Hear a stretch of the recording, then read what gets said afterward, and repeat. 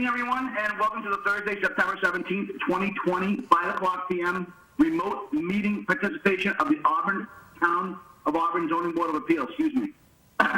If you are interested in observing or joining this meeting, please call 1-646-749-3112 and enter the access code 944-571-349. You can also go on to your computer and you go to globalgotomeeting.com. You're going to go to the upper right corner and hit join, and then you're going to put 944-571-349 into the meeting box, and you'll be able to enter. So I have a couple of administrative things I'm going to read through very quickly before we bring this meeting to open the meeting. So we have a remote participation script that I have to read. The first thing I want to do is confirm member access. So as a preliminary matter, my name is Robert Tatro. I'm the chair of the Auburn Zoning Board of Appeals. In an effort to reduce background noise, I'm going to ask that you all please mute your phones at this time and only unmute if you want to speak. Obviously, the phone part includes computers as well. Permit me to confirm that all of our members and persons anticipating on the agenda are present. So when I call your name, members, please respond in kind. Vice Chair Michael Marin. Present. Larry Ciccolo.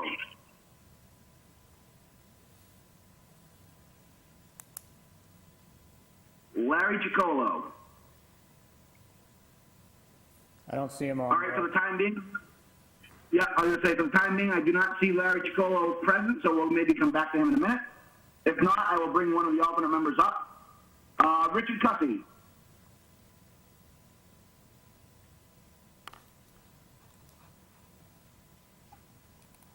Richard Cussy.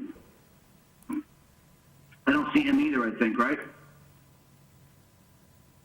No, I'm present. Oh, okay, excellent. Thank you, sir. Megan Roach. I'm here. Great, good evening, welcome. Peter Jones. Here. Thank you, sir. And Caitlin Bush. I'm here. Thank you. Okay, welcome, everyone. So I have some town officials I want to check first. So if town officials and employees are participating, when I call your name, please respond in kind. Building Commissioner Caleb Moody. Here. Thank you. Town Engineer and DPW Director William Coyle. Here. Welcome, Mr. Coyle. Thank you. And DDIS Director Darlene Coyle. Here. Welcome. Bob, Okay, so through the chair. yes, sir. We also have the sewer superintendent, Joanna Paquin, present. Good afternoon. I'm sorry. Could you say that again? I just didn't get the title and name clear. Sewer superintendent, Joanna Paquin. Oh, okay. Welcome, Joanna. Thank you very much for attending this evening. Thank you. Is there anyone else that I may have missed that is not on the list here, Caleb? No, that should cover it.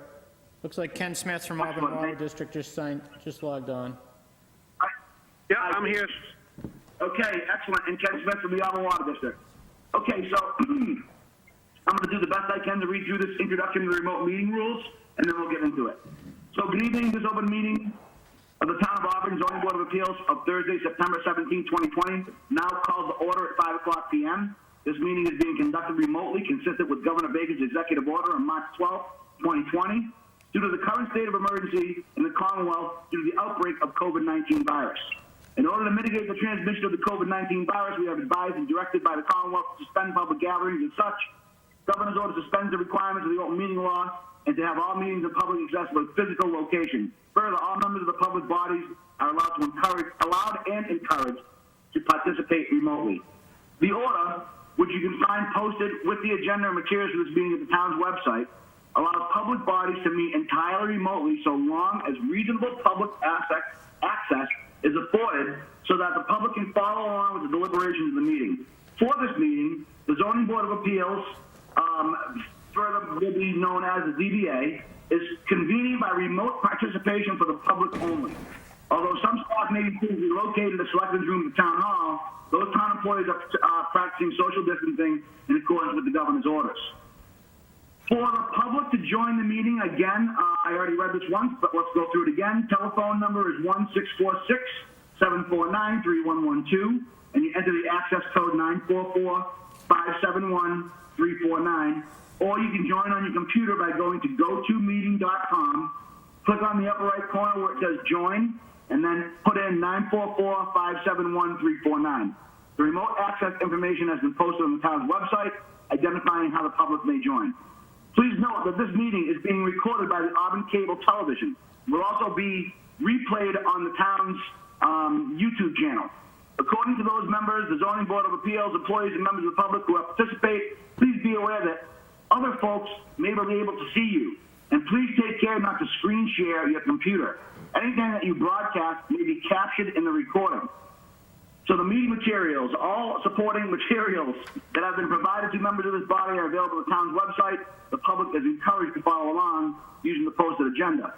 Meeting business ground rules. We are now turning to the first item on the agenda. Before we do so, permit me to cover some ground rules. I, Chair of the Board, will introduce each speaker on the agenda. After they conclude their remarks, the Chair will go down the line of members, inviting each by name to provide any comment, questions, or motions. Please hold until your name is called. Please remember to speak clearly and in a way that helps generate accurate minutes. For any response, please wait for the Chair to yield the floor to you and then state your name before speaking. If members wish to engage in discussion with other members, please do so through the Chair, taking care to identify yourself first. Also, if you are someone calling in and a butter, when I ask for your introduction, if you give your name and address, please, that would be very helpful. If also members have spoken, the Chair will afford public comments as follows. The Chair will first ask members of the public who wish to speak to identify themselves, and then once the Chair has listed all public commenters, I will call on each by name and afford 3 minutes for each person to do their comments. Finally, each vote taken in this meeting will be conducted by a roll call vote. If we have any technical difficulties, we will suspend the meeting until they can be corrected, and then we will keep accurate minutes noting any disconnections and reconnections of any members present. Okay, so let's get right to the agenda.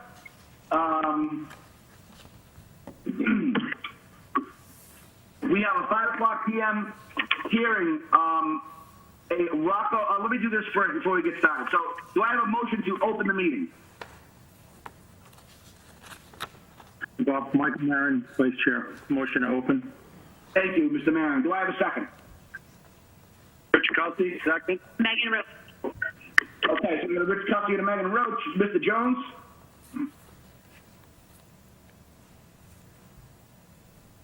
Yes. And Ms. Bush? Yes. Thank you. Okay, so also, since we do not have Mr. Chicolo present this evening, we're going to be moving Peter Jones up to full voting member for this evening. And if the event, something else happens, Caitlin Bush would be next in line. I will also be asking Ms. Bush, however, I think for the purpose of training and experience on the board, for her comments and concerns regarding each matter. So again, we have a 5:00 p.m. hearing. Applicant Rocco J. Antonelli Jr.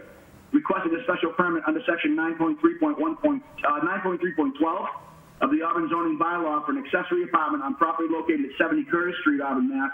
Map 20, parcel 16. This is a continuation from 8/20/20, and if you recall, we had expressed our concern about having the building and the situation inspected first. So with that being said, do I have a motion to open the hearing? Michael Marin, motion to open the hearing. Thank you, and do I have a second? Rich Kelsey, second. Great, okay. We're going to go ahead and move forward. So, is the applicant present, Mr. Antonelli? I am present. Okay, Mr. Antonelli, if you could give your presentation, please, sir. Explain where we're at in terms of updates or changes that you may have done, and then I'll open it up to either abutters or members of the board, depending on who we have more of. Well, we met with the Inspectional Services Department and the Fire Department at the site. They had certain recommendations and which would require us to revise the existing floor plan. They were concerned that in the original plan, the 2 rooms, even though one was dedicated as a study, someone would use it as a bedroom and it didn't have proper egress, nor could we have 2 bedrooms. So the suggestion was, and the plan that you're showing is the original plan submitted. I actually sent a revised plan, there it is, which took out the walls and so forth, creating one large bedroom instead of two smaller rooms. I've also measured the space more exactly than the previous plan submitted. I know that there was a concern about it being 900 square feet. Actually, it's still over the 700 square foot limit, but it's down to 834 square feet with only one bedroom. The fire department and the building inspector seem to think that this was a good idea. Okay. Do we have anything else to add before I move forward? I also submitted an affidavit from an abutter who had moved into that neighborhood, Beth Herr, in March of 2000. And if you can find the affidavit submitted, it was, yes. So as far as she knew, from the year 2000 on, and I can't speak on whether or not he did this legally, but it had been in an apartment for at least the last 20 years. So this woman is the current owner. I just want to be clear for myself and for the other members of the board, for the people at home. So she is the current owner of the property, is that correct? She's the current owner of 71, Curtis, not 70. Not 70, 71, okay. 71 is across the street. Right, I got you. Okay, so what she is saying, that the best of her knowledge as an abutter, that this apartment has existed for at least the 20 years that she's lived there. Correct. Okay, so that was clear with all of people concerned. All right, so do I have any abutters present currently that would like to speak on this matter? If you so, could you identify yourself?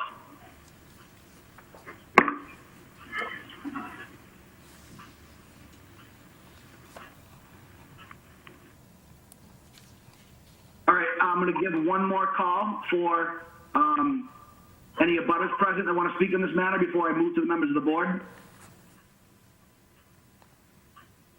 All right, I'm going to give it a countdown of 5, 4, 3, 2, 1. Hearing none, seeing none. Mr. Marin, Vice Chair, sir, do you have any questions or concerns of the applicant? Mr. Chairman, I'm going to hold questions at this time. All right. I'm also, before I move any further, I actually want to speak to Caleb. I want to talk to him about the inspection, if he has anything he wants to add before the other members speak. Caleb?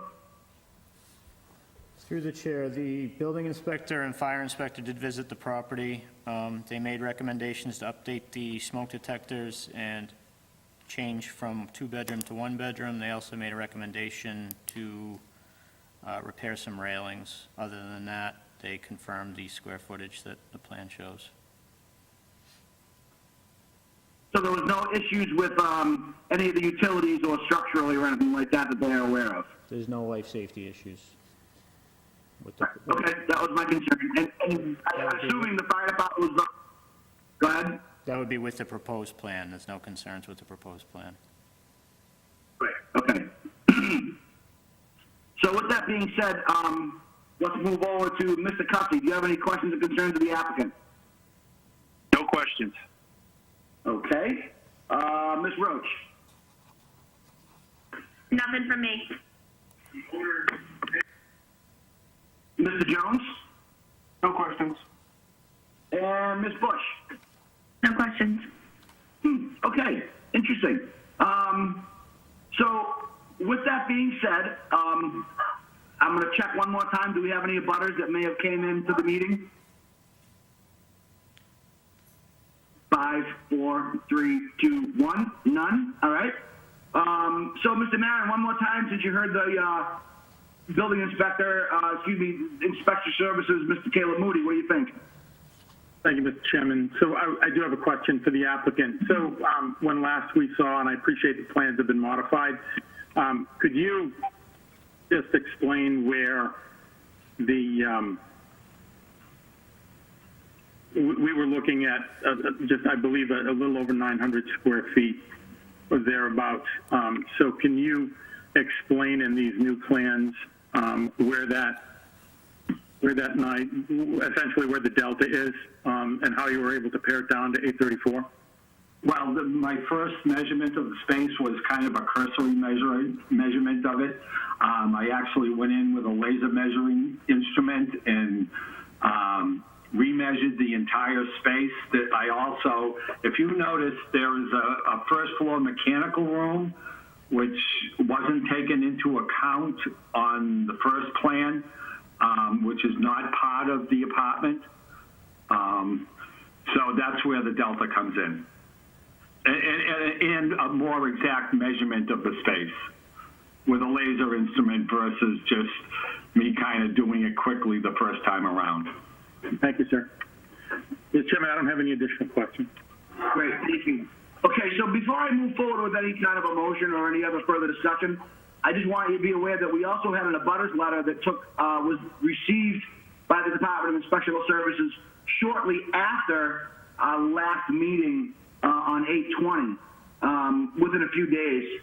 One of the concerns that the person spoke of is that there was a couple of incidents during this maybe 20 years or whatever it might have been that this has been an apartment, and that the meeting times, what we may discuss later, was a concern because they felt as though their opportunity to speak at the hearings were not really there.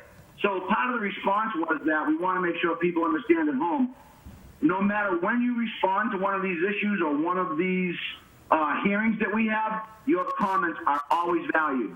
It does not have to take place at the meeting. It can take place by written letter, email, text, whatever it might be. Your comments and concerns, while meetings are open, are always taken into consideration by the board, and they're always of equal value, just so you understand that. So, Caleb, is there anything else that I might have missed in that letter that we want to talk about before I move forward with a question of a motion? No, the board has all the information we received. Great, okay, thank you. So do I have a motion for the 5 o'clock PM applicant for 70 Curtis Street? Mr. Chairman, prior to making a motion, I would like the board to consider closing the public hearing so that the board can take it under discussion. You're right, I apologize. Do I have a motion to close the public portion of the hearing? Mr. Chairman, motion to close the public hearing. Michael Marin. Do I have a second? Jones, second. Thank you. Okay, Mr. Marin, would you like to proceed? I'm sorry. No apology necessary at all. So I just, I would just suggest for the board to consider, based on the square footage of this apartment. Apartments existed. I don't think that that's the issue. The issue before us is clearly the square footage. Asking for well north of 100 square feet for relief, I think is substantial. And I see this application as a two-family and not an accessory apartment based on our bylaw. And I would welcome any comments from my fellow board members, but this is not an accessory apartment in my view. This is a two-family. Okay, Mr. Cussy? I know it's much larger than the 700 square feet, but being an accessory apartment, he will have to go by the regulations of the accessory apartment, which makes me feel a little better than a two-family. So Interesting. that's my feeling. Needing to follow the regulations where the owner has to live there, and it'll make it a better fit. Okay, I appreciate that comment. Interesting. Ms. Roach?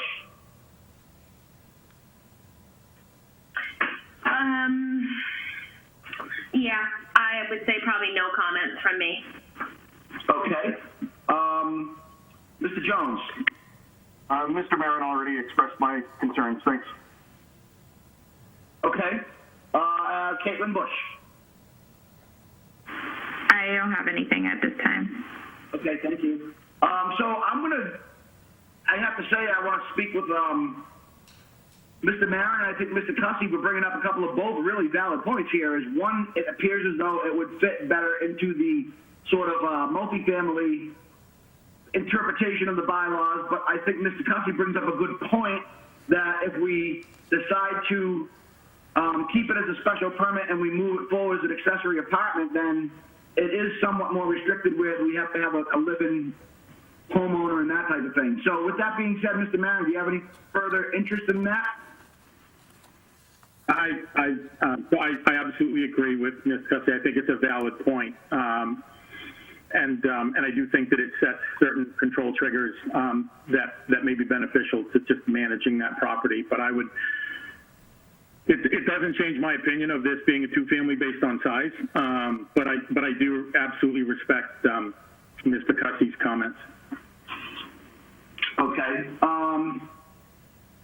So, I mean, realistically, there's not much we can really change, and I don't think we can really shrink this design by 100 and some odd square feet. Really what it comes down to is what is about, was it like 132 square feet? I think, was that where we're at?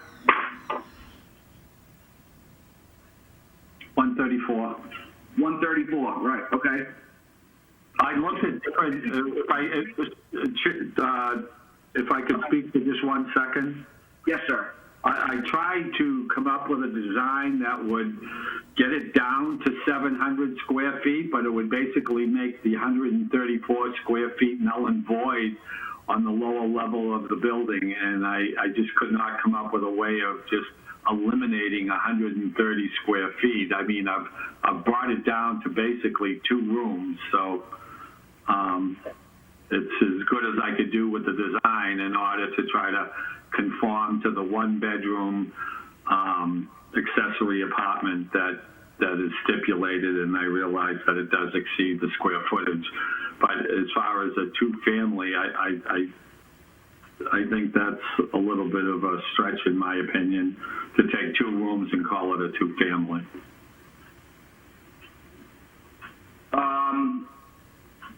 I understand that it exceeds the 700 square feet. But there was just no way of me redesigning the space in order to eliminate another 130 square feet. Right, okay, thank you, I appreciate that, but this is, I allowed you to speak in very quickly, but this is kind of the closed part of the hearing for the board, so I gotta continue with them.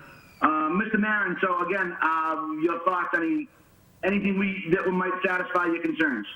Yeah, I mean, I think the bylaw is clear. The footprint of the building, of the house, is what it is. I appreciate the applicant's efforts, but I do appreciate he's working with what he has. But for me, the numbers don't lie. The size is what it is. Okay. So with that being said, I just wondered, do we have a motion on the 5 o'clock p.m. applicant now the discussion is being had?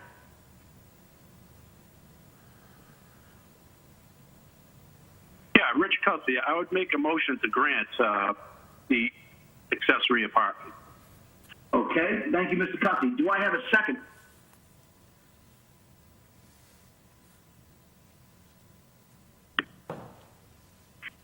I'll second. It's Megan Roach, through the chair. Thank you. Okay, I have Ms. Roach as a second. So we will move this forward to a vote. Mr. Maron, your vote, sir? Denied. Okay. Mr. Jones, your vote, sir? Deny. Okay. I'm going to vote to approve, but I think unfortunately right now it does not pass. Is that correct, Caleb? Where are we at with it? I want to make sure. That's a special permit, so you would need 4 votes to pass. Right.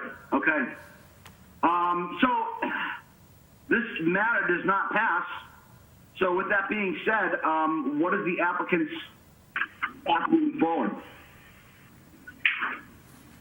He would need to apply. He would need to apply with a completely different application. He couldn't apply for the same special permit in a 2-year period. So I think he's able to come forward then with a 2-family application then? Is that allowed or no? The property doesn't meet the land area requirement for 2-family. Okay. Okay, so with that being said, then the hearing, the applicant did not pass, sir. So you'll have to go and contact the town hall.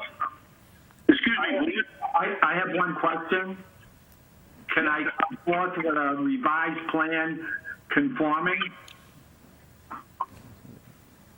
Caleb, I'm going to defer to you just to make sure that it's said correctly, but he cannot really send back a revised plan for what, is it, a year?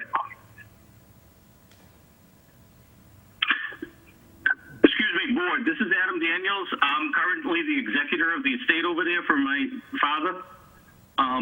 Just if you can take it into consideration. Mr. Daniels, hold on one second. Yep, my apologies. Members of the board, we've had somebody who has an interest in this hearing who has just come to the hearing and apparently would like to speak. I'm asking before we close this part of the hearing, not that it's really going to matter because we have the vote already taken, but do I have a motion to allow this gentleman to speak or not? Mr. Chairman, Michael Marin, yeah, let him speak. Okay, Mr. Cussy. Yep, let him speak. All right. So, sir, could you introduce yourself, give us your name and address, and talk about your concerns? Say what they voted. You don't go through and have the others say what they voted. Adam something that called in. I'm sorry, board. No, I was on the video. Yes, I am currently the executor for the estate where my father has passed away. I'm the person that is trying to sell this property. I was just looking for the board to have a little leniency. I've been sitting on this now for a year and a couple of months. He died last July. On the 20th, I've been paying the taxes and everything else. I'm running out of money at this point. Mr. Rocco was the first one who made a decent offer, willing to work with the property and stuff. So I'm just looking for a little help here so I can sell this piece of property and get out from underneath it. It's not a position I asked to be in, but unfortunately I was dealt a real crappy hand. Thank you for your time, guys. I don't think there's anything we can do. You did call in and you expressed your concern, but the board did vote, and I don't believe we have the authority to recall a vote, to the best of my knowledge. So with that being said, I'm going to defer to Caleb to make sure, but I believe you cannot apply for a year. Is that correct, sir? 2 years. 2 years. The application So would have unless they come... Go ahead, sir. the application would have to be significantly different to apply within the 2-year period. And that was, if I'm not mistaken, how we've done it in the past, is that appealed, or is it still appealed to the planning board? No, any appeal can be, there's a 20-day appeal period on the decision, so the applicant does have the ability to appeal to the district court. Oh, okay, correct. So it does no longer go to the planning board, it goes straight to the housing court? Correct. Okay. So as long, okay, who's that speaking, please? My question was, so is making the plan conforming a significant change in the application? So that's not really up to us to decide what people consider quote-unquote significant changes, because at this point the vote has already been decided. I really think it's out of our hands to even decide what significant changes. I believe the district court or the housing court would have to decide what the significant change interpretation is. Through the chair, Is that correct? if the applicant reapplied to the zoning board of appeals, it would be up to the board to decide whether the change was significant enough to allow the application.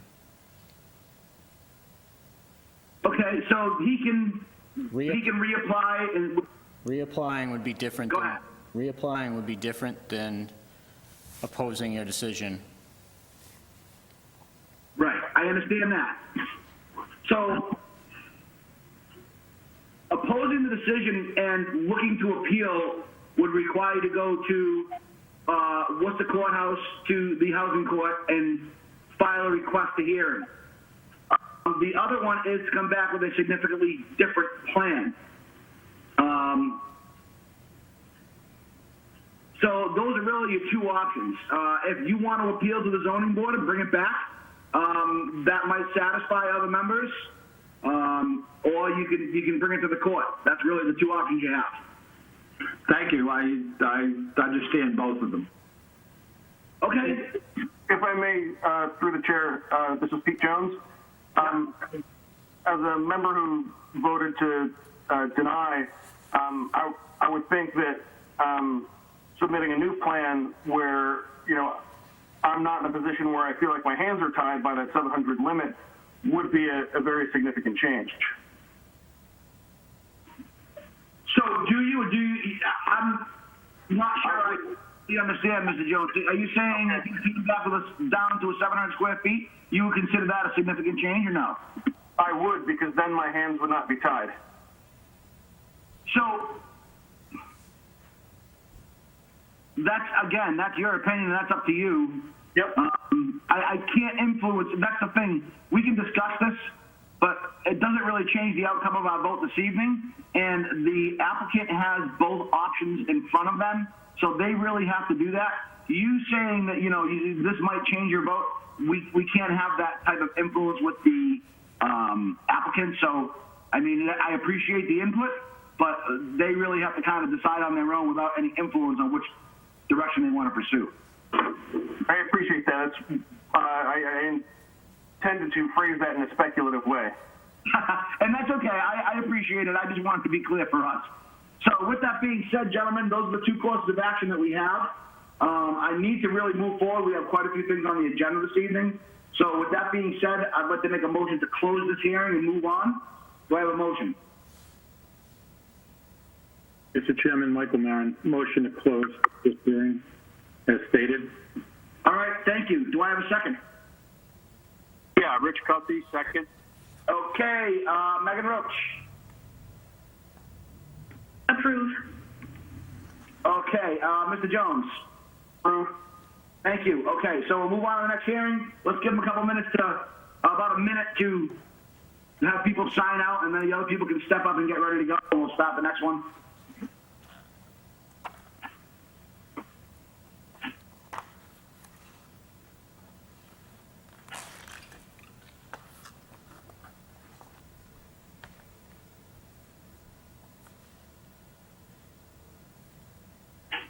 Okay, so next 505 applicant, Andrew Serrato of Serrato Sign LLC, requesting a special permit under section 7.6.1 of the Auburn zoning bylaw for a sign in business district on property located at 117 Washington Street, also known as Route 20, in Auburn, Mass, map 27, parcel 8. Do I have a motion to open the hearing? Mr. Chairman, Michael Marin, motion to open the hearing. Do I have a second? Pete Jones, second. Okay, so, Mr. Serrato, are you present, sir? Yes, I'm present. Could you present your information to the board, and then I will move forward with the rest of the procedures? Okay. So the building at 117 sits way up on top of the hill, and what we're trying to do is get a larger sign for the property. The Lundgren Collision Center is the 60 square feet, which is allowed by right. What I have shown on top of the sign is a 20 square foot sign that has a street address on it. I felt that was important for the fact that that building does sit up on the hill. A lot of fire departments want to see the numbers of buildings as they come up, and I just wanted to get something prominent for the fire department for show. The bottom section of the sign is the additional 96, what I consider additional 96 square feet. They have a potential for 7 tenants to go on the front part of that building. And what this would do is give each tenant a 20-inch by 8-foot area for them to advertise their business. So it would give them 2 times 16. It'd give them a little bit less, probably about 12 square feet per tenant spot. But they do want the flexibility that if somebody does take more than one spot, that they might remove one of the dividers to make more space for them. Okay, so we'll go around. Do I have any abutters present that want to comment on this particular hearing?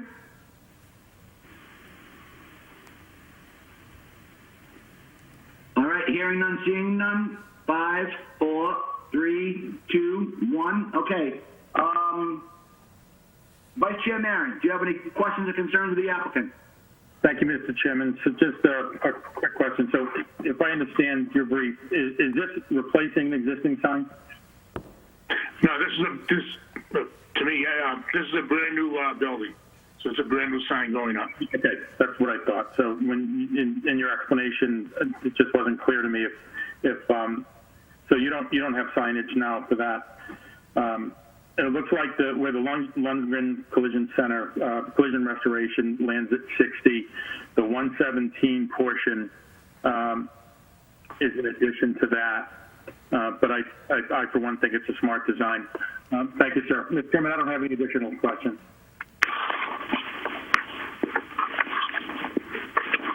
Mr. Cummings, sir. Yeah, I just, so we're meeting all the setbacks with the sign, correct? Mr. Serrato, do you want to speak to that, please? I'll verify it with the building inspector, but yes, I'll meet the setback from the property. But if I could get clarification of that setback from the property line. Absolutely. Okay. That's all I have now, Bob. Okay, thank you. Caleb, his setback to that sign is, what is that on the side of the road? Ooh. The setback with the sign can't be closer than 10 feet to the roadway. Right, okay. And I think, Mr. Serrato, that you certainly have enough room to do that, is that correct? Yes. Okay. So Mr. Cussey's already spoke. Ms. Roach, do you have any questions or concerns of the applicant? I guess just the Megan Roach standard questions on signs. It's not going to be a message center, correct? That's correct. I'm good then. No other questions for me? Okay, Mr. Jones. None, thanks. Okay, Ms. Bush. I have no questions. Thank you. All right, so if that's it with this particular hearing, if somebody's whistling. Could I? My apologies. Should I clarify one thing with the building inspector? You most certainly can. Through the chair, go ahead. Through the chair, the setback you said is from the roadway, not the property line. Am I correct? The bylaw reads the sign should not be closer than 10 feet to the traveled roadway, but your front setback is 10 feet from the property line. So with the height of the sign, you need to be 10 feet back from the property line. Okay. Thank you for that clarification. Absolutely. All right, so with that being said, do I have a motion for the 505 applicant, Andrew Serrano? Mr. Chairman, Michael Marin, I'll make a motion to approve with standard conditions. Okay, Mr. Cuffey. Yeah, I'll second that. Approved. Thank you. Ms. Roach? I'll also approve. Mr. Jones? Approve. And I approve. Good luck, sir. If you have any questions or concerns, please reach out to the Department of Inspectional Services, and I'm sure they'll be able to accommodate your issues. My usual question, 20-day appeal period, when do you folks see him signing off, at the next meeting or prior to? We generally sign the decisions prior to the next meeting. It depends on what all the requirements are, when the town hall sends them to us, or whatever. Okay. Thank you. You guys have been in front of you before. You've always been great. I just wanted to get it clear in my head because my customer's going to ask. And, I appreciate your time. Very professional board. Thank you. Thank you. All right. So give it about 30 seconds, and we'll move on to the 510. Not too bad today. Moving along.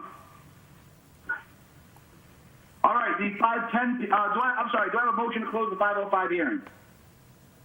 Mr. Chairman, Michael Marin, motion to close. Pete Jones, second. Thank you. All in favor? Ms. Roach? Aye. Mr. Jones?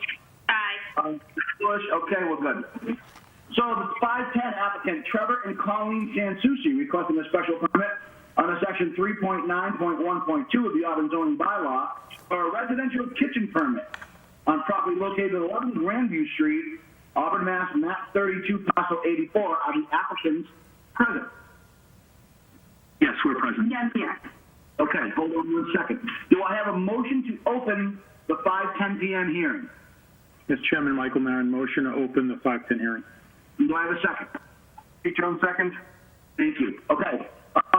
So, Mr. and Mrs. Sansucci, I believe, if you want to just present to the board what your intentions are, and then I'll open it up to either rebutters or members of the board. Yeah, absolutely. Thank you guys for giving us the time tonight. My wife and I are in pursuit of a residential kitchen license as stated for a home bakery. We've been working with Eileen Alexander at the Town Board of Health to complete the steps that she needs as well. And that's why we're here in front of you guys tonight. Currently, with the residential kitchen permit, it wouldn't require us to make any modifications to the layout of the home or include any sort of commercial property. Commercial equipment rather. So we're submitting this application to you all, with the layout of the home as is. And obviously seeking any consult if needed from the board. So, what exactly is your business again? I'm sorry. I'll let my wife speak to that. She's the brains behind the operation. I'm the baker. My name is Colleen. I'm I do all the baking. Trevor does most of the business stuff. So for a while now, I've always been baking for friends and families, and as of late, I've been asked to do, bridal showers, weddings, that type of stuff. So we're looking to get, correctly permitted to be able to do all that type of stuff. We'd also like to be able to do farmers markets as well. We do not have any interest or intention of doing any form of home pickup or anything like that. So there would be no increased traffic in the neighborhood. It would be strictly, picking up at farmers markets or delivering to a, wedding venue or whatever the case may be. But again, as Trevor mentioned, we're not looking to change the layout of the house or do any structural differences. Everything will stay as is far as the home itself. It'll just be kind of, selling the product, So is the product, I know we said, what is it? Is it cupcakes? So it's a variety of stuff. My kind of specialty is macaroons, but yeah, cupcakes, cakes, cake pops, all that type of stuff. All right, so as an amateur chef / baker, when you say macaroons, are you talking about French macaron? Are you talking about that fake coconut thing? Yeah, so it's the French macaron, but whenever I say macaron, people look at me like I'm crazy. So I've been saying macaron just so people understand. The people that understand that know there's two very different things. Yes, yeah. Okay, I'm going to move it over. Is there any abutters present that would like to speak on this issue?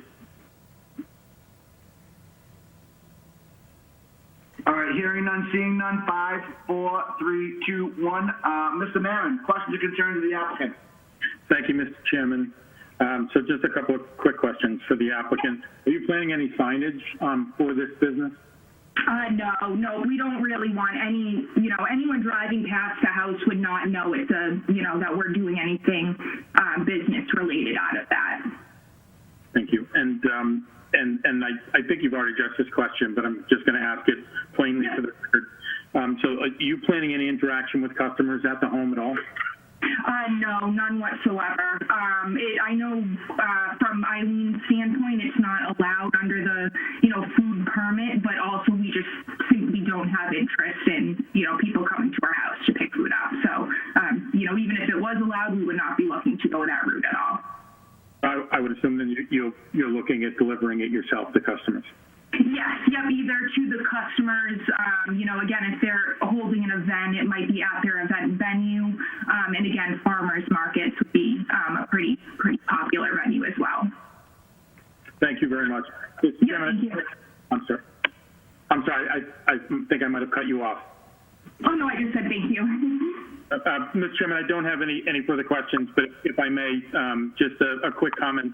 I would just extend my appreciation for the thoughtfulness and the just being upfront of this applicant to come forward and doing the right things here to set them up. But I don't have any other questions. Thank you, sir. Thank you. Mr. Cussy? I have no questions. Okay. Ms. Roach? No questions for me, except does the applicant have a name of her business? I do. McKenna Confections. McKenna is MCKENNK. And then Confections. Okay. Thank you. No questions. Okay. Mr. Jones? None, thanks. Ms. Bush? No questions. Okay. So I actually have a couple for, well, really just one for Caleb. Caleb, if this applicant is, or this application is voted on regardless, with the request of really what we're doing here is kind of a residential kitchen permit, but does it require a grease trap or anything like that? No, that would be determined by the Board of Health, but this is just a home occupation in front of the Zoning Board of Appeals. Okay, I just wanted to be clear to make sure that we weren't voting on something that wasn't in our realm here, but I just wanted to verify. Okay. I don't have any other questions for the applicant at all, so with that being said, do I have a motion to close the public portion of the hearing? Mr. Chairman, Michael Marin, motion to close the public hearing. Pete Jones, second. Thank you. Okay. Do I have a motion on the 510 applicant for the Sansucci's requesting a special permit under 3912 of the Auburn zoning bylaws for residential kitchen permit? Pete Jones, motion to approve. Thank you, Mr. Jones. Do I have a second? Second, Michael Marin. Michael Marin is a second. Mr. Cussy?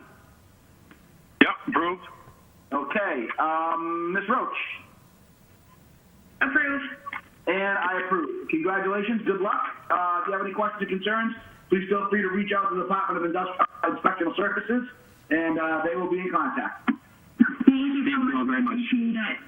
All right. Do I have a motion to close the 5:10 p.m. hearing? Excuse me. Mr. Chairman, Michael Marin, motion to close the hearing. Thank you. Thank you. Okay. The last one on the agenda this evening, the 515 applicant.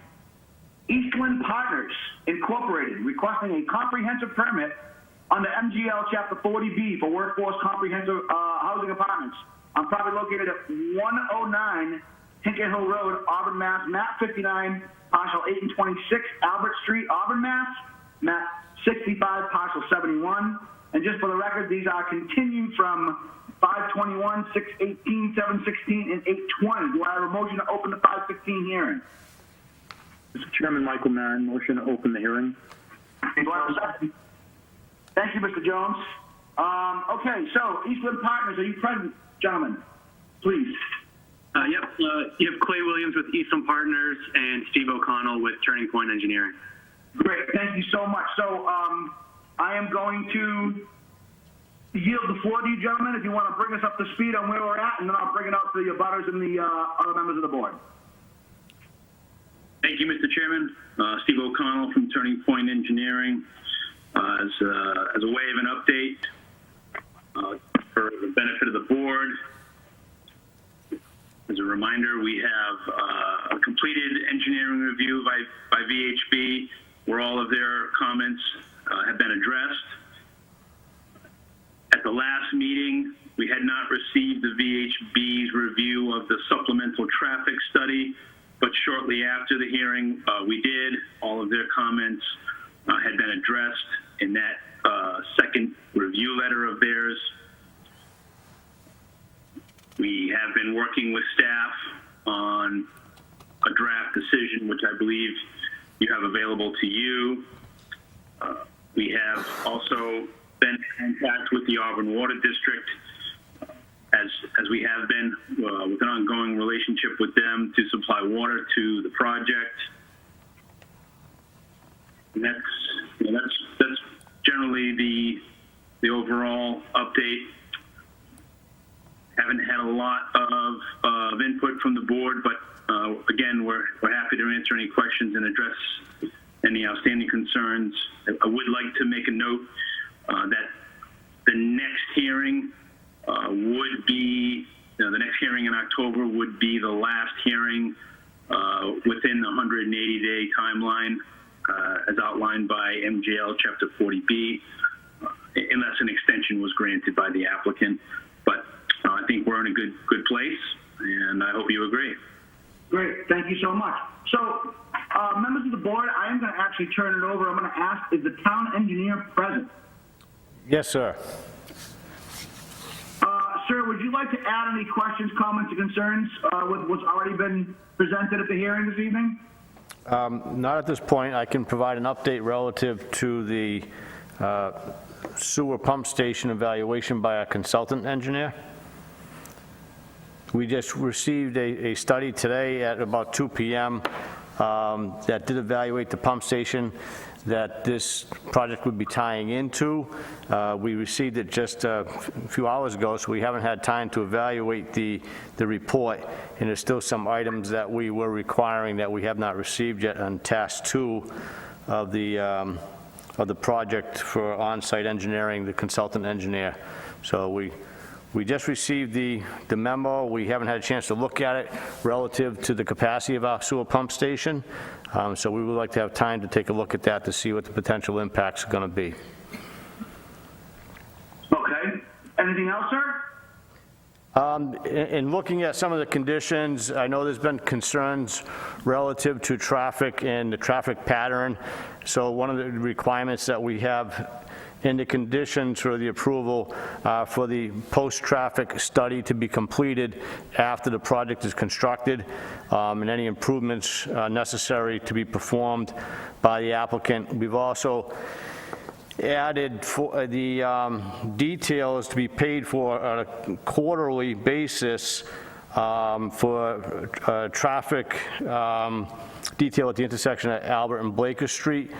And that would happen in perpetuity unless the Auburn Police Chief determines it is no longer necessary. So that was also added recently in one of the conditions. So that would be quarterly random traffic details at the intersection of Blaker and Albert. Our concern is the left turns out of the development, making sure that that signage and the enforcement of that signage is monitored.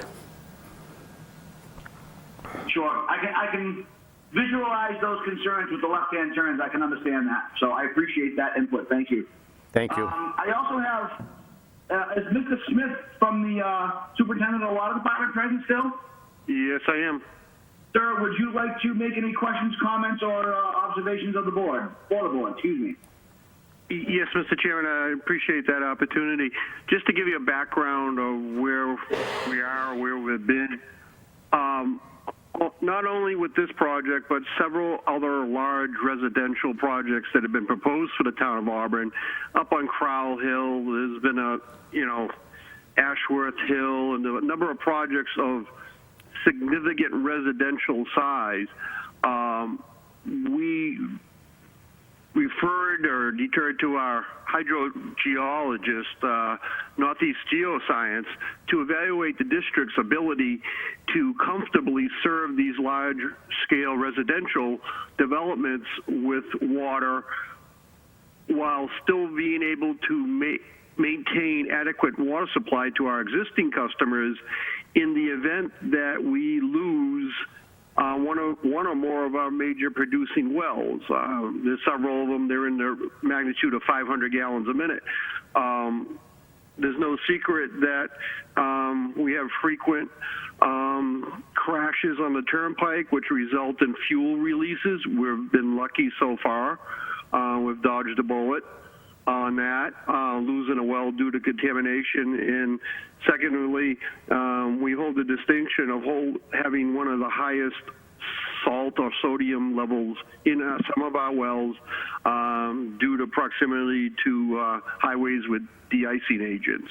So if those levels continue to rise, it's uncertain whether at some point DEP would say, okay, shut them off.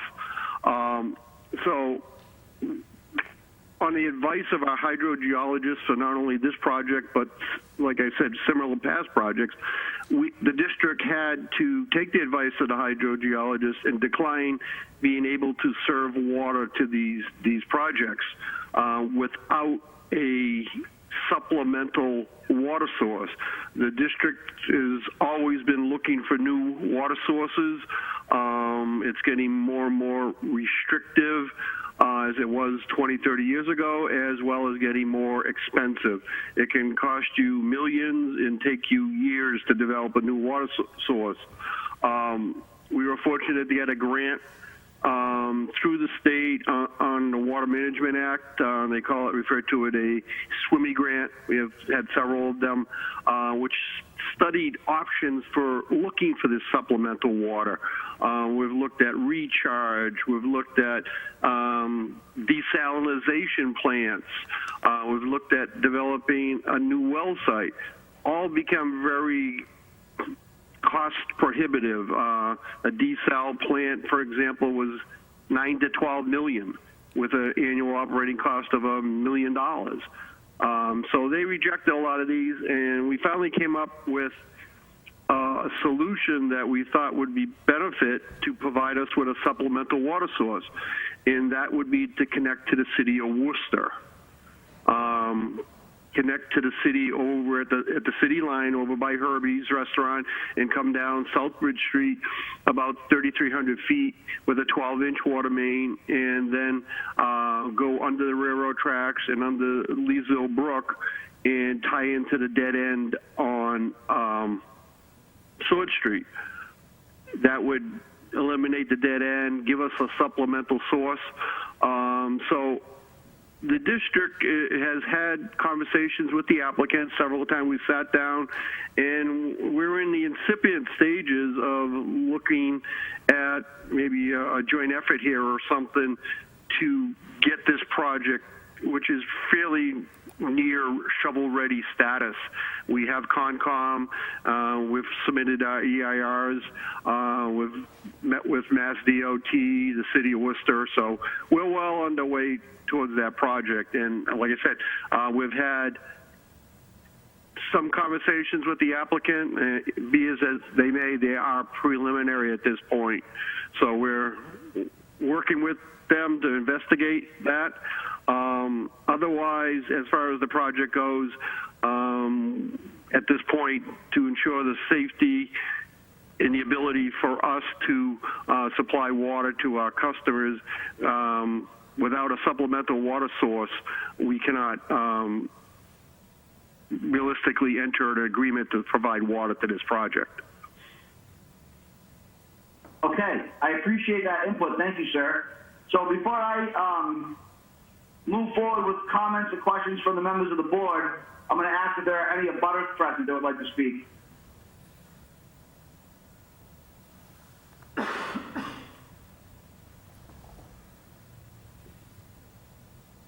Last call for abutters.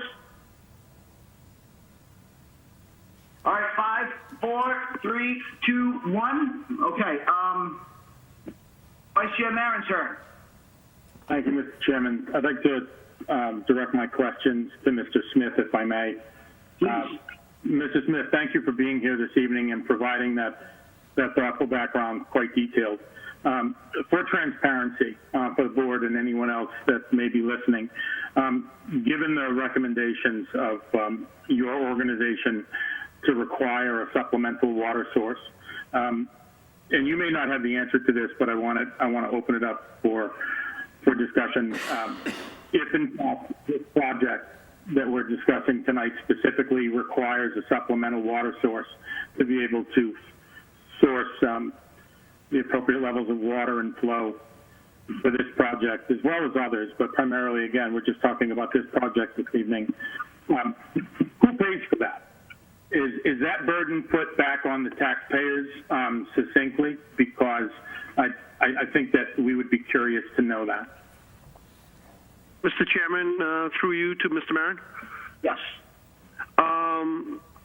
It is not just this project. It could be any other project that puts an additional demand on our system. We have about 4,600 customers. We serve about 11,000 people, and we have 12 wells, 3 treatment plants. We're going to have 4 water tanks. So it's a system demand. It's not specific. This particular project, in its character of having a number of I'm going to use a word, I don't know if it's correct, apartments in a limited number of buildings, 12 buildings, I believe it is. They will go up relatively fast, and the impact on the system will be fairly immediate compared to a equally sized residential conventional development where you're building 3 or 4 bedroom residential houses, which you might put up 12 a year. So you might see, 50 bedrooms coming on board in a year. Here, this project's pretty immediate in the overall terms of development. So I just want to clarify, it's not specifically this project. Eastland just happened to come forward. If this was another project with equal water demand, we would have the same answer. Your second question is, how is the cost of this project borne, I guess is the question, if I understand it right. The Auburn Water District, as a separate political entity from the town of Auburn, receives no tax money from the town. The only funding mechanism that we have to operate, build capital facilities, maintain, make improvements, is that we generate from our water sales within our district. So the taxpayers would not be burdened with this. The water district has expended some serious money in the last few years. As I said, we're replacing our water tanks. They've all met their service life. It's not an option to rehab them. It's more costly. And in the last 3 years, in next year, we have expended nearly $5 million in new water tanks, in addition to other upgrades to our facilities that come as systems age. So the water district is in a position right now that we're hurting, financially to fund this ourselves within the payments from our water clients. Again, no taxation. So we're looking for some assistance in this. Preliminary, we talked to at least Eastland about perhaps contributing towards the construction of this project. Did I answer your question? You did, and I won't pursue this line any further. I think we can surmise from what you've shared. Certainly not from a tax levy, but certainly a customer base, which means the residents of Auburn, because we have those water bills. So I'll end on one final question, but again, thank you for the expanding on the explanation. Recognizing that your burden is not just for this particular customer. The size and scope of this project is certainly massive and unique. And so if this applicant had not come forward with the size and scope of this project, based on the immediacy of the water that's needed once this is constructed, would we be looking to tie into Worcester? Not, Mr. Chairman, again, I just want to clarify that the district is always in search of new water sources to supplement what we have. So in case we do lose a well, even for our existing customer base, that we have some comfort, especially during drought conditions. If we have more to draw from, we can draw a little bit less from each one, lessening the impact in prolonging the longevity of the water supply in the aquifer. So the whole system benefits from this Worcester interconnection, with or without this project.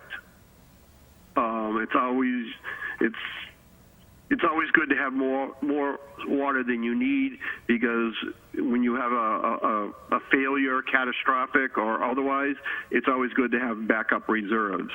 And this is how this is going. Would we do this without this project?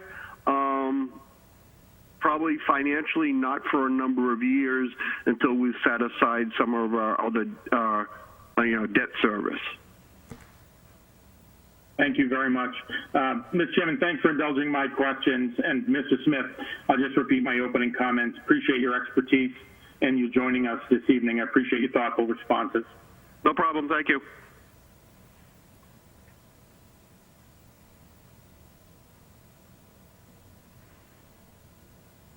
Mr. Chairman, if it wasn't clear, I don't have any additional questions at this time.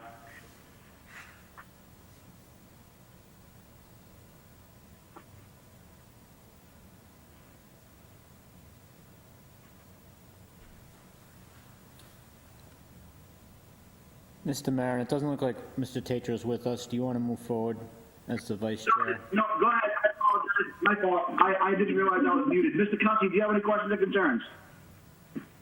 Yeah, I just, so adding this facility right now would be risky without the Worcester added water.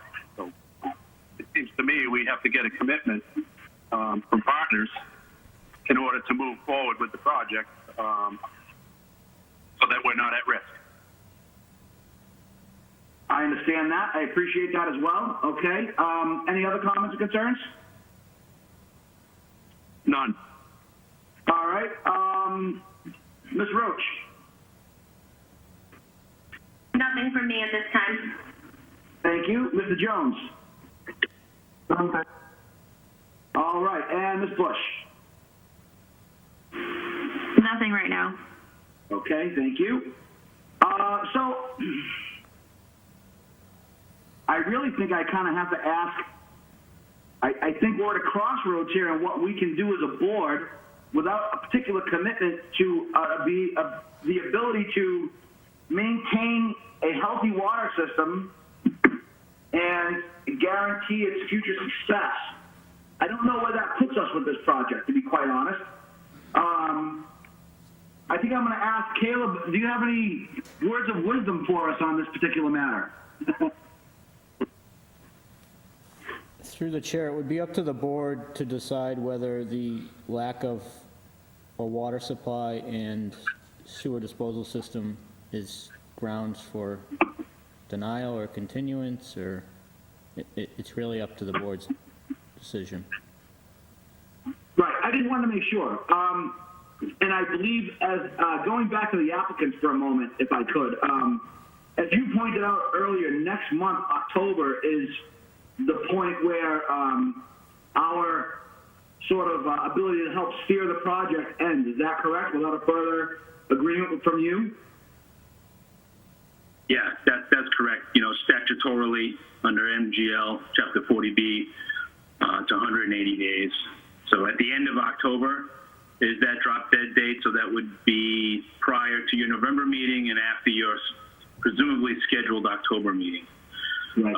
And if I could, Mr. Chairman, while I have the floor, talk about the water and sewer connection. You know, it is extremely common for all projects to have conditions subject to utility connections. Mr. Cussy talked about risk. The applicant bears all the risk. And I think without this project, the connection to the Worcester water system is, you know, further down the road, as Mr. Smith indicated, and with this connection, the whole system benefits. But it's a chicken or egg scenario. Without a project, financing and applications, including grant applications and other applications that the Worcester Water Connection project might be eligible for, can't happen. And obviously without water, the project can't happen. But that's outside the purview of this board, in my professional opinion, and can all be handled with conditions, as is extremely common with project approvals. I know these types of projects are not what you typically see. You typically see zoning and special permits and variance applications that typically don't cross into these areas. However, I spent all of my career doing development projects, and connections to utilities is extremely common condition of approval. Okay, I appreciate that. I'd like to ask Mr. Smith, sir, the likelihood of the Worcester connection, I mean, is there a possibility that Worcester says, no, we're not going to let you connect? Mr. Chairman, we've had numerous discussions with the city of Worcester. This has been an ongoing project, several years in the making, matter of fact, maybe even longer than that. I don't want to date myself. We've had many discussions with the city of Worcester. We have a red line version of an agreement. The permitting for this project is probably their insurmountable task. It requires an interbasin transfer because we're in the Blackstone River Basin, they're in the Nashua River Basin. So that was part of the EIR which has been submitted, and we're awaiting final comments on that. We've met with Mass DOT, awaiting official paperwork. They've indicated that they're willing to allow us to install the water main and occupy a small part of their right-of-way for a metering building. As I said, we have our order of conditions recorded from the Concom. The last phase of the grant would be to tie up permits that would be required by the railroad to jack a pipe under their railroad tracks.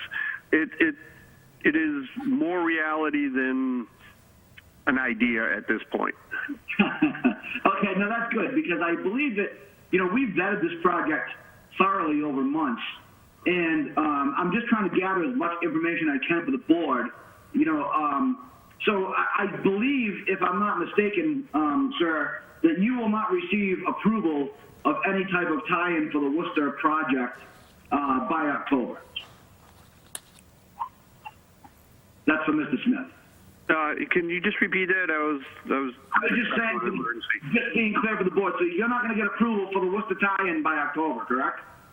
Unlikely that every T and I will be crossed by then. No. Right. Okay. And again, the district. I just sent out a letter to the state today looking for assistance in funding this important project because it affects everybody. So we've been beating a lot of bushes, to say it simply, shaking a lot of trees, looking to fund this. If I had the funds today, I would build it because we know the importance of this project. But we're based on our funding and projection of our, other projects and everything else, we're probably at least 5 to 7 years out on this. Right. Okay. So with that being said, so I think the members of the board probably, we've gleaned some more information here. So we know that we're not going to get a decision on this project by next month. We also know that it's probably a long-term project that will eventually take place. The short term, whether or not you review the risk of a contaminated well or reason to shut down, but I honestly think that as far as I'm concerned, this project has been vetted at the zoning board level as far as it can or should be, and it really needs to move on to other boards so they can begin their vetting process of all of this. So with that being said, let's go around the horn again. Mr. Marin, do you have any thoughts or anything to add? I don't have any additional, Mr. Chairman, thank you. I don't have any additional questions. The applicant well described from a process perspective that there are a lot of different trails to this. But I do think that if we were to move forward with a vote, we could condition the risk that Mr. Cussy thoughtfully points out, and some of my questions to Mr. Smith. And so, although the project needs a water source. It appears to be going in the direction of tying into Worcester based on the need. I think the applicant well described that those things can be conditioned to the point of basically covering that risk moving forward. And so for our task in front of us, I think we have what we need. Okay, excellent. Thank you for that. Mr. Cussy. Mike did a great job. I'm okay for now. Excellent. Thank you. Ms. Roach. Yes, I am good. Okay. Mr. Jones. Okay. Thank you. Ms. Bush. I'm good. Okay, and I am as well. Do I have a motion to close the public portion of the hearing? Through the chair, Chairman Michael Marin. Oh, go ahead. Yes, sir. you want to open that up to abutters one more time before you close the hearing? Sure. I will try that again. Do we have any abutters that joined the meeting since the conversation began?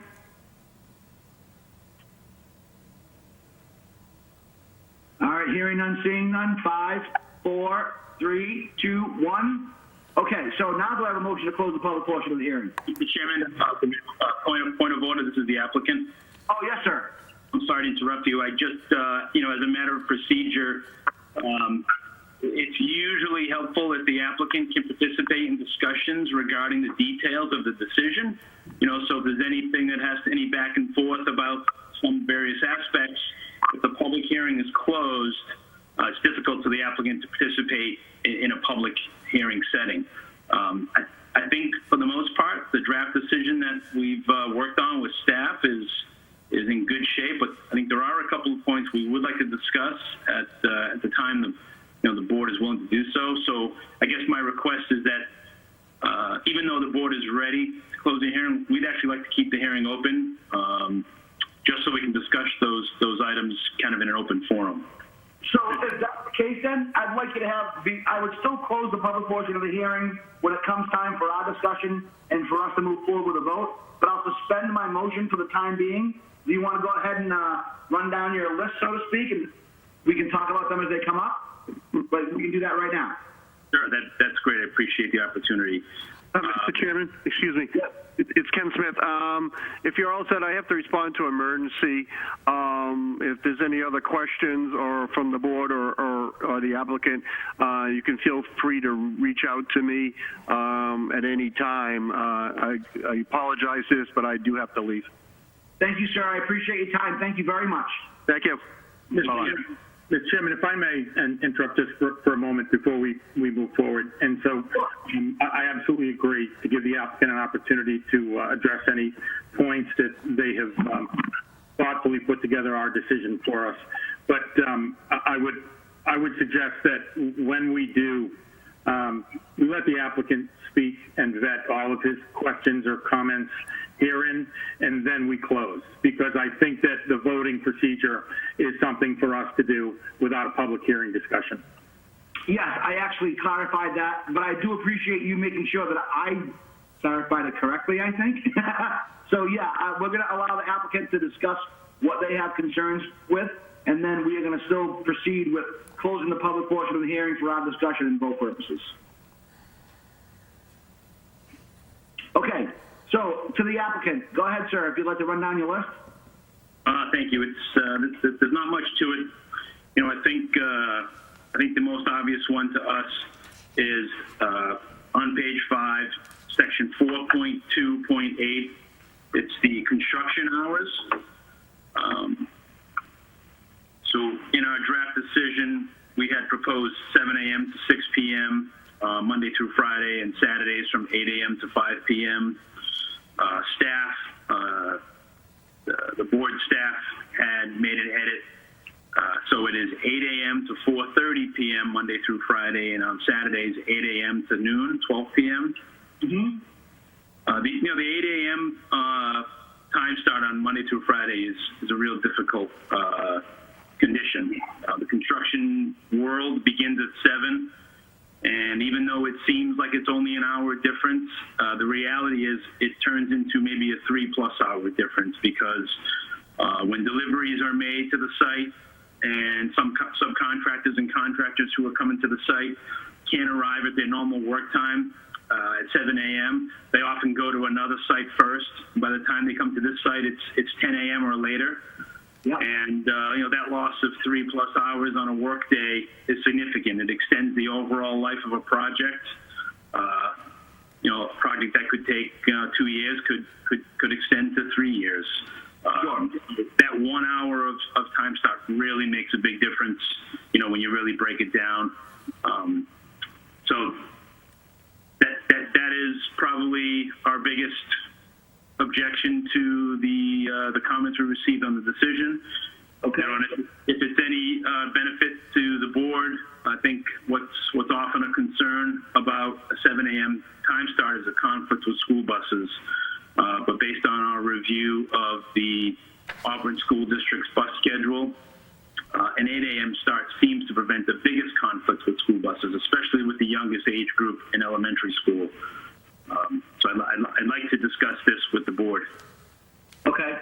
So what we'll do is we'll duly note that, and then when I close the public portion of the hearing, and we discuss, we will talk about the hours. So that's one concern you have, and that's noted. What are the other ones you have? Really, that's all. We don't object to, we'd be looking to work with staff on some clarification on paragraph 4.2.21.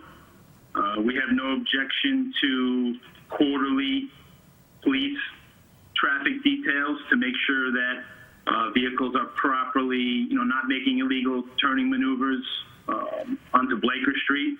We want to encourage that as well, and so we have no objection to that. I just think the wording could use a little clarification. But again, in principle, we have no objection to that. Okay, so I don't think the board would take that up. If you have, we can just sort of allow for further interpretation with some discussion with the Department of Inspectional Services on things like that. That's fair. Thank you. Okay, anything else? I think there was one outstanding matter that VHB deferred, both the applicant and VHB deferred to the board, and it's a traffic matter. And since Mr. Coyle is attending the meeting, I think his input would be valuable. Currently, as you come down Albert Street from Route 20, there's a stop sign, and at the end of the subdivision road on Albert Street Extension, there's a stop sign. VHB and the applicant's traffic engineer recommended that stop signs be moved to the Blaker Street side of the intersection so that as vehicles leaving this project heading straight to Route 20 would not have a stop sign. And, that makes a lot of sense. Just didn't know if Mr. Coyle had an opinion about that. And, what the board, would endorse that or not, and, how we would respond just as we were, wrapping a bow and some items. Through the chair. Mr. Coyle, Yes, through the chair, I would not object to that. I agree, it does make sense with the significant number of the traffic volume that's coming from this development that would become the primary movement, but certainly be willing to discuss that with the board. Honestly, I think that's, again, I'm not going to speak on behalf of the board, but I think that's something that can be worked out with traffic patterns. And also, don't forget, you still have other people that are going to go through all this whole process. You're going to have site plan approval. You have, all the other boards that have to be. Through the chair? Through the chair? Yes, sir. This does not go through any other boards. It just goes through the zoning board. You're right.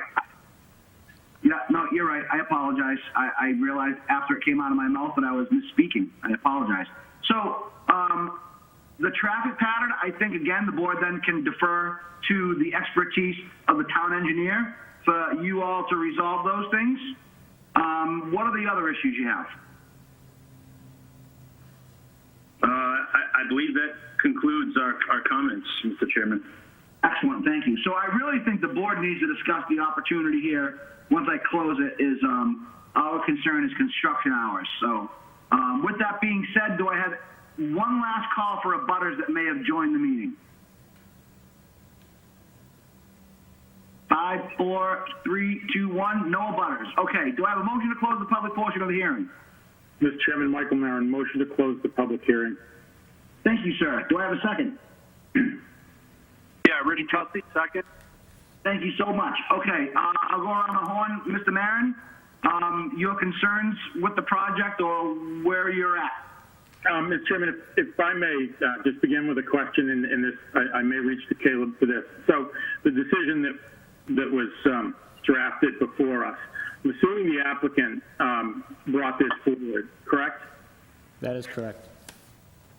So who reviewed and provided comments back to the applicant? The decision was reviewed by DPW, building commissioner, town planner, Okay. Thank you, Caleb. and town council. Okay. All right, and thereby comments went back to the applicant. Okay, along those points. Okay.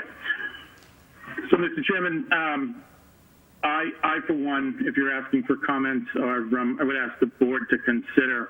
So I think that, for one, we're ready to move forward with a motion on this application with the conditions that would be appropriate.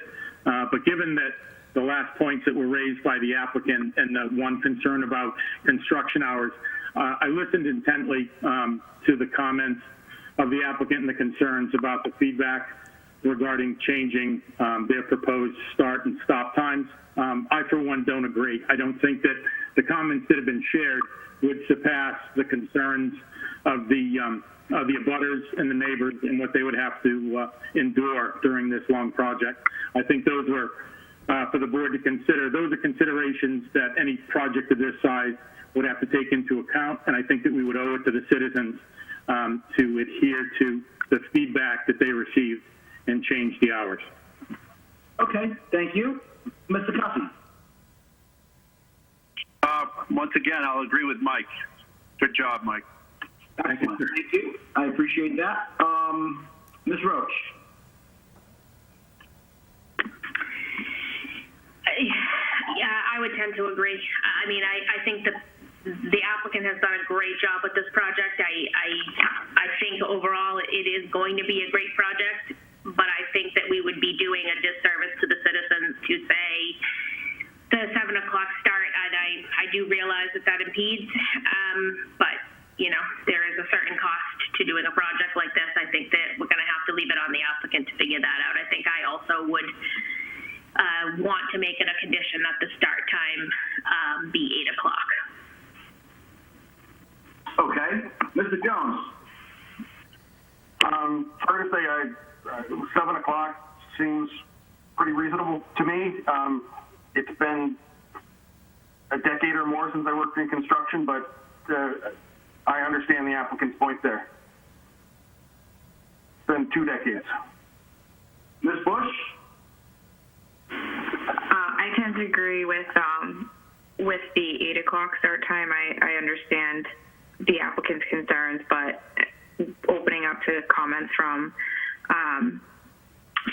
residents in the area, I think we do need to listen to what they're saying. Okay. So, sorry, was somebody going to speak? If I may, this is Pete Jones. Yes. I recognize that I'm the lone person here supporting the 7 o'clock, but I think that the applicant makes a good point here.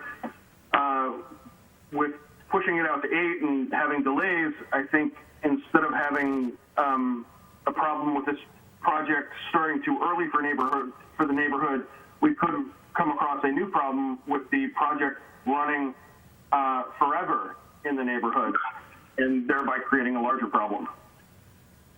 Okay, so, you know, Mr. Jones, that's actually where I was going to go. I understand the scope of large projects and what is required to operate them, and when you're talking about hundreds of people with amazing amount of equipment and requirements, deadlines, etc., believe it or not, that 1 hour is really not 1 hour. It's more like hundreds of hours because it involves coordination, you know, logistics, getting people to work on time.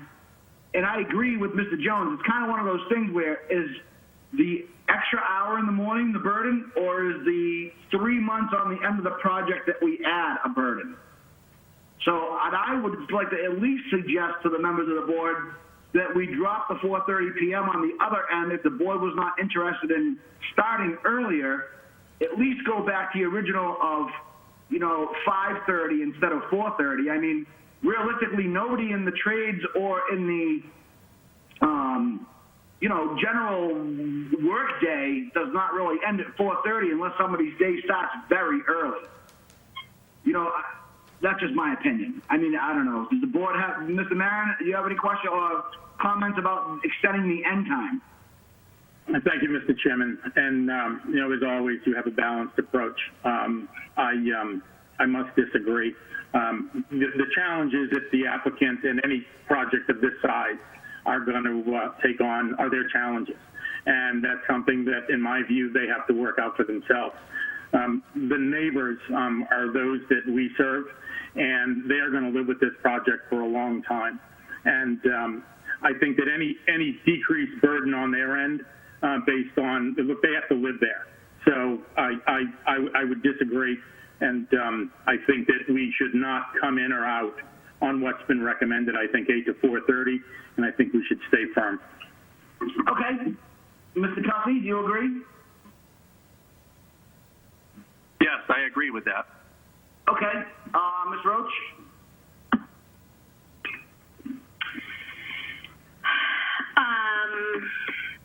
I guess I could be dissuaded either way. I feel more strongly about the morning time, even though I know that is really sort of puts the burden on the applicant. I think the morning start at 8, I think I could be convinced to push it out a little bit, but I think the morning is something I would stick to. Okay. Yeah, I understand that. Mr. Jones? Thank you. With an 8.5-hour workday, I think that limits the applicant's ability to essentially choreograph their crews coming in and out, getting, each step done. If 7 o'clock, if 7 o'clock's not going to fly, then I think there should be some leeway given on the other end. Okay. Yeah. Well, right now, I think we were in agreement with that. But if the other members of the board are not, then we move forward with the vote as it stands. So that's what appears to be as it is right now. Ms. Bush, do you have any final comments?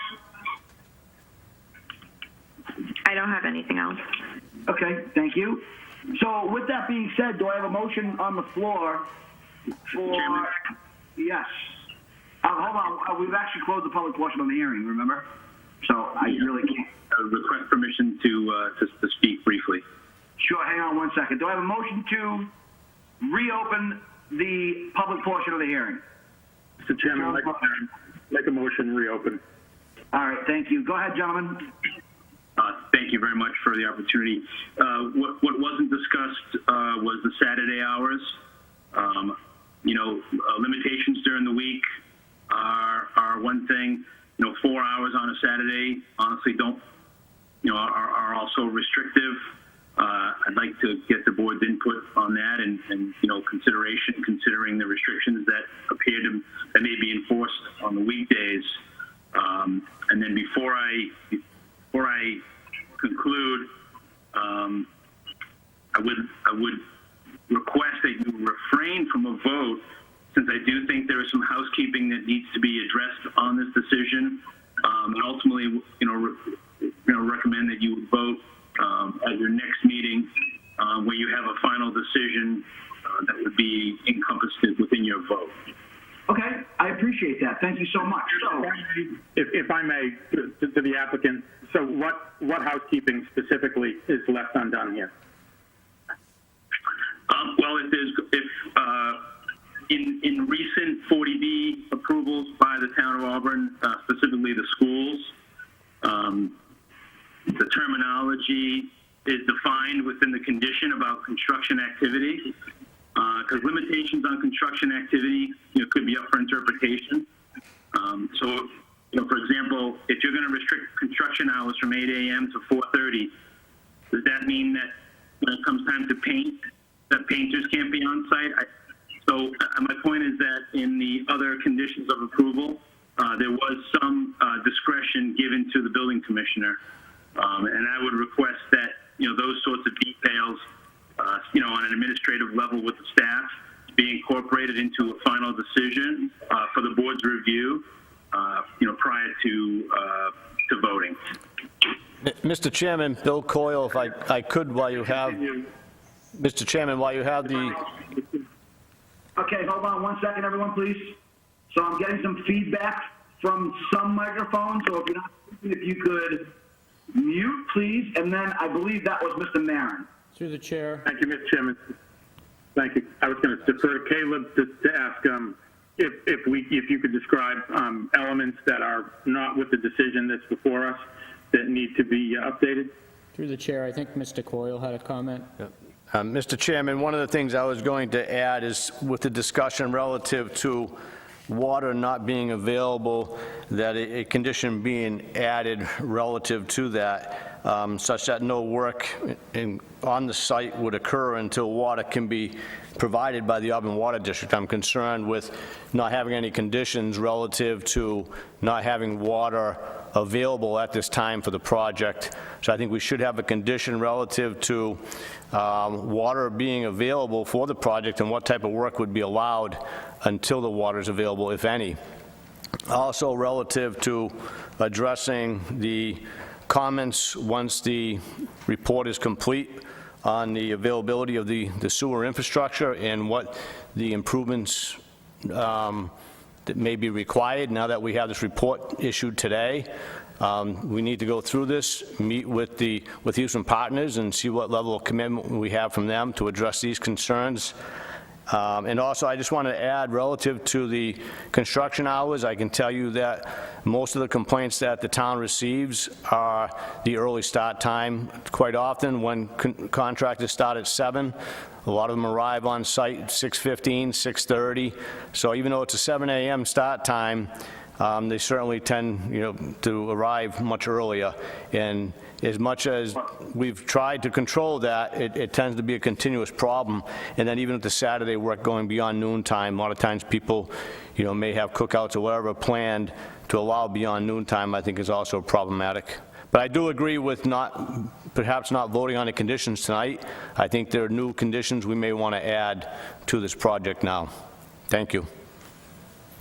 Okay, I appreciate that. Thank you so much. So with that being said, I'm going to go ahead and, to the board, it appears as though that our applicant has requested that we defer our vote on this matter until the October meeting. So with that being said, if the applicant could officially and formally request a continuation to the October meeting, I'll move forward from there. Mr. Chairman, before we do, since the public hearing has been reopened, and I appreciate Mr. Coyle's comments, I'd actually request that the board consider maybe a compromise between the start time and say 7:30, and then, there could be some restrictions imposed with that. I think that makes a big difference for us. 7:30 versus 8. And it could be very specific, wording in the conditions about, blasting, things that would that would normally be disruptive to neighbors on a construction project. And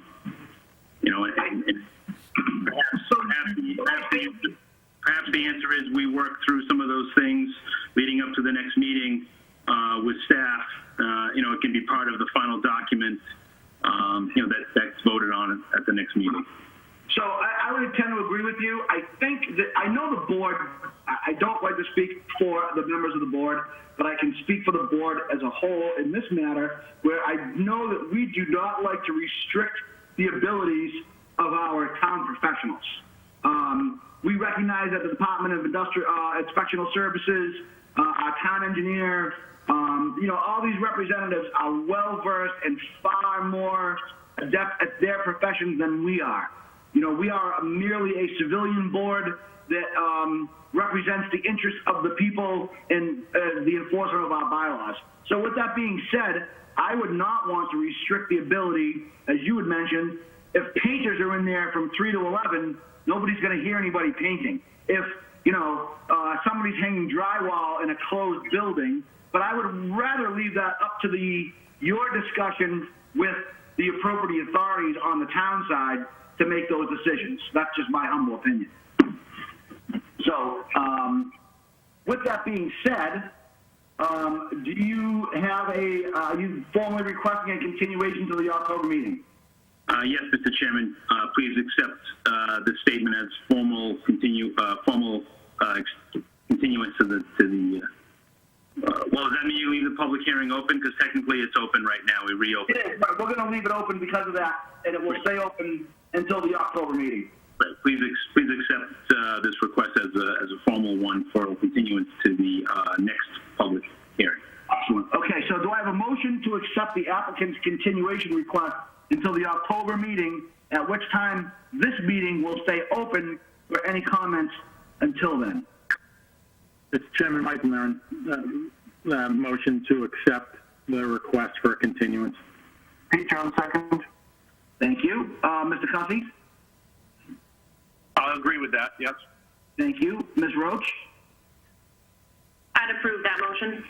And I also approve. Thank you. So the one thing I'd just like to remind all parties concerned is, we are at the 6-month drop dead date for our ability to steer this project next month. So I'm just hoping that we can all have all this kind of resolved and squared away by then, and we can take care of business. That's my hope by the October meeting. So with that being said, do I have a motion to close the hearing? Mr. Chairman, point of order, we will actually not close the hearing. I apologize. You are correct. I have a motion to continue the hearing for the purposes of ending our discussion at this time. I believe we've already accomplished that, Mr. Chairman. Not to contradict you, but I think we're good.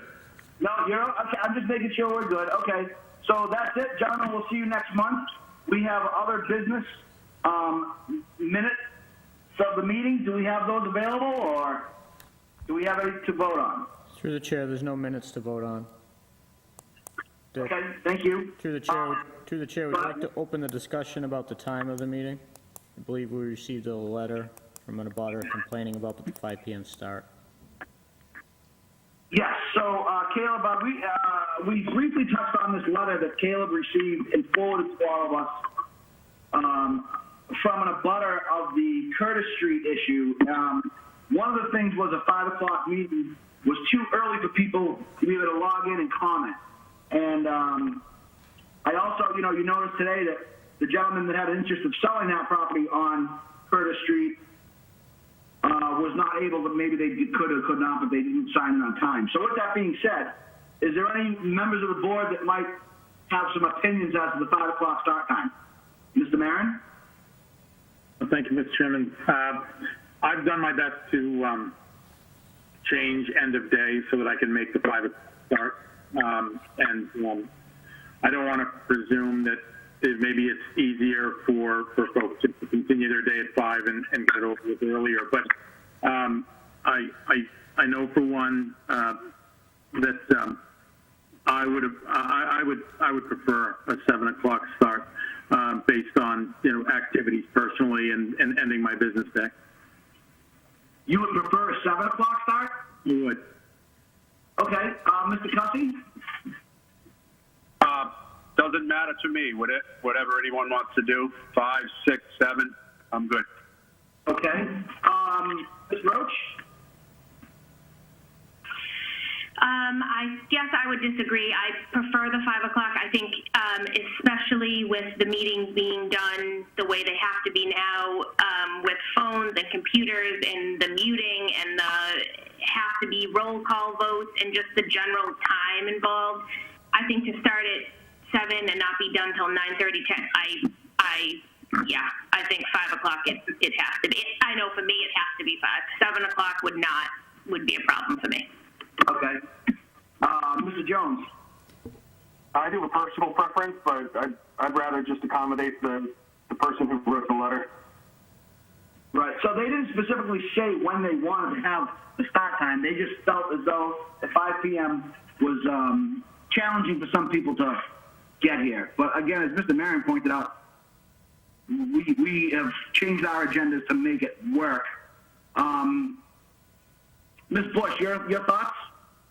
I agree with Megan. I prefer the 5 p.m. start time, just for the same reasons. All right. So I think for discussion purposes, and we have this open right now, let's leave it open. And if anybody is actually paying attention to the meeting or listening or watching or seeing the replay on YouTube, if they have a comment about the 5 o'clock p.m. start time, if you could add it to us, send it somehow, let us know, and then we can take this up again at the next meeting and see if we have any responses, if we actually do want to change it or not. Does everybody agree with that? If I also might, through the chair, I guess just an additional comment on the times. I guess I would say the members of the town administration and those involved in the meetings that are at the town hall for the day. I mean, they may not want to comment publicly, but I think I would have to say that starting at 5 and them leaving the building now as opposed to getting there at 7 and leaving at 10 would be more convenient for the town administrators. Right. I don't disagree with those, all the concerns that everybody expressed. So, but my question or statement was, do we want to leave this open and we'll discuss it and close it at the next meeting so we can leave it open for public comment and see if we can get any feedback? I like that idea. Mr. Marin. Yeah, I'm fine with that. I mean, we're making 5 o'clock work, and I do think Ms. Roach raises an interesting point that this could take us far into the evening if we had a 7 o'clock start. But a 5 o'clock start is not easy. I don't end my business day at 5 o'clock. Okay, so maybe we can move it to 5:30 or 6. I mean, all those options are certainly on the table. So do we agree to leave it open and see if we get any public comment, though? That's really what I'm asking. Yes, I agree with that. Thank you. Mr. Marin? Yeah, no, I think it's, especially given that we've had some correspondence, it'd be great to get some additional feedback to see if there are any other points to consider that might sway us. Sure. Okay, thank you. Mr. Cossey, do you agree? Yes, I'm on board with it. Thank you. And Ms. Roach has already spoken. Mr. Jones? I'm just going to go with the flow on this one. Perfect, okay. And we've already heard, I think Ms. Bush has already spoken, but just for the record, Ms. Bush, do you agree to leave it open and we'll see if we get any feedback from the citizens? Yes, I agree. All right, and I do as well. Thank you. So that's what we'll do. We'll see if we get any feedback. Otherwise, I don't think we have anything else on the agenda. So do I have a motion to adjourn? Motion to adjourn. Well, I have a second. Second, Pete Jones. All in favor? Aye. Aye. All right, thank you very much. We'll see you all next month. Be safe. Thanks, sir.